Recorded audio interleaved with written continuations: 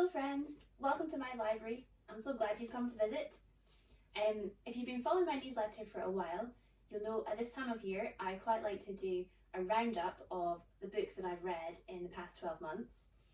And I thought it might be quite fun to do that as a video this year, because then I can actually show you some of the books. So I think I've read almost 30 books this year. There's a good chance by the official end of the year I might have reached 30, because I mean, holidays, reading time, I'm going to read more. But anyway, I've kind of narrowed it down to an almost top 10. Like, it's really hard to narrow down to an actual just 10 books, but I've tried really hard. And I've got a mixture. I mean, it's mostly fantasy books, but there is a slight mixture of genres. There's at least one sci-fi book in there, and you may also be shocked to hear there's at least one non-fiction book in there as well. Okay, first up we have The Long Way to a Small Angry Planet by Becky Chambers. It's a sci-fi novel, and it follows the crew of a spaceship as they travel the galaxy, and it takes you to lots of fun settings, and it's quite a character-driven novel, so the stakes are not like too high, but it's quite a cozy read really. So this is a great one for if you're looking for a new sci-fi to read next year. Next up, we have Echoes of Eden by Jerram, which is taglined Reflections on Christianity, Literature and the Arts.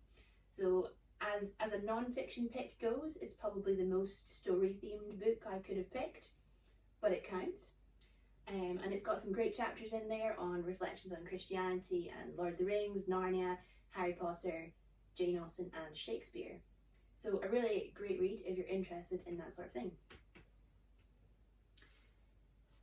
Next up, I did a reread of Swallows and Amazons this year. I really love this book. I think probably from childhood. I was introduced to the film first actually, but reading the book later, it's just as good, if not better. And I also read the sequel to Swallows and Amazons, Swallowdale. And I was a little bit worried that it's not going to be quite the same as Swallows and Amazons itself, but actually I was very pleasantly surprised. So if you've not read any of the other Swallows and Amazon books, definitely give them a try. Next up, I want to give a mention to The First Skyrider by H.R. Hess, who's actually a friend of mine now. And yep, this is a really fun book. Basically think like school story set in a slightly medieval land where there are dragons and there may be dragon riding involved. So yeah, you should definitely check out The First Skyrider and the other ones in the series, Dark Star, The Lost Prince. Great books. Also great for like teenage readers as well, not just for adults. Next, I actually read a graphic novel this year, which is pretty rare for me actually. But this one I think was just so beautifully drawn that I just couldn't not. And obviously such a classic story, Watership Down.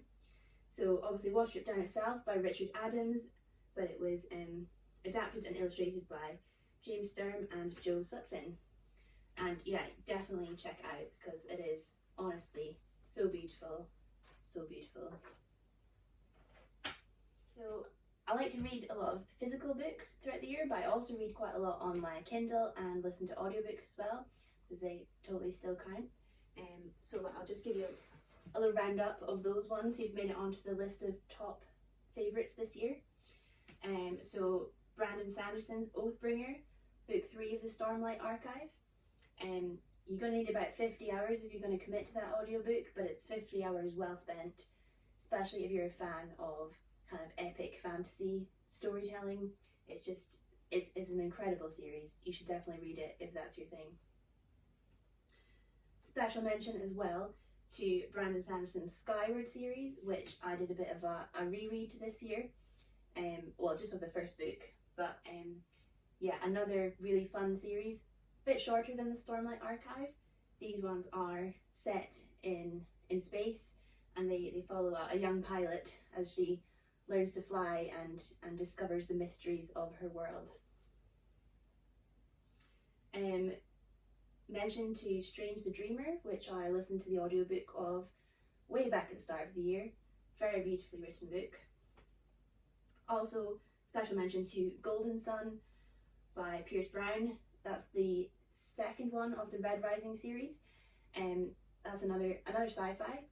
And yeah, if you're in for like, if you want a really intense ride, this is a series to go for. If you're looking for some like calm, cozy reading, do not read this series. But they are very, very good.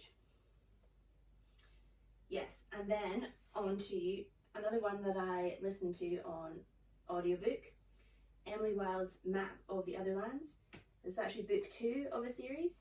I read book 1 last year, and these are really fun books. They're basically following a scholar of fairies as she travels around and researches fairies and usually gets into some sort of fairy trouble along the way. But yes, these ones are definitely cozy fantasy. So yeah, great if you're just looking for a fun read. And actually, that one kind of brings me into a bit of a theme of some of my top books this year. And I think my maybe top genre of the year is maybe what you might call folklore fantasy. Because I have this whole other stack here that I would maybe class as similar genre. I read The Waking of Angantyr by Marie Brennan, which is a kind of, I think it's a Viking epic poem that she's kind of retold in novel form. So that's fun, very Viking. If you like Vikings, you probably like this one. I also read Foul Days by Genoveva Dimova, who actually is another archaeologist who works for the same company as I do. So yeah, definitely check out this book. This one's more of a Balkan folklore, and yeah, lots of monsters, but lots of good characters too. So yeah, definitely worth a read. And then these two kind of come as a pair because it's a series, and A River Enchanted and A Fire Endless by Rebecca Ross. These are probably my top series of the year, and just they're so beautifully written. They've got that kind of folklore feel to them. They're very, very Scottish setting, although it is a fantasy land. And I love the way that like the music of the land and the magic of the land is all so tied together and just really beautifully written. Definitely read this series. And finally, I just want to give an honourable mention to a series that's technically not my first read this year, but I did reread both of them this year. And that is my top series of the last couple of years running, the Fireborn Epic by Gillian Bronte Adams. So you have book 1 of Fire and Ash, book 2 of Sea and Smoke. I'm very much looking forward to book 3 coming out soon. But yeah, these books are just another epic fantasy, great characters, great plot, really fun locations, and also, like, as you see, fire-breathing horses. Who would want anything more than that? So yeah, that is my roundup of books that I've read in 2024. And yeah, tell me what books you've read. What's been your top books of the year? Looking forward to hearing from you soon. Till next time, all the best.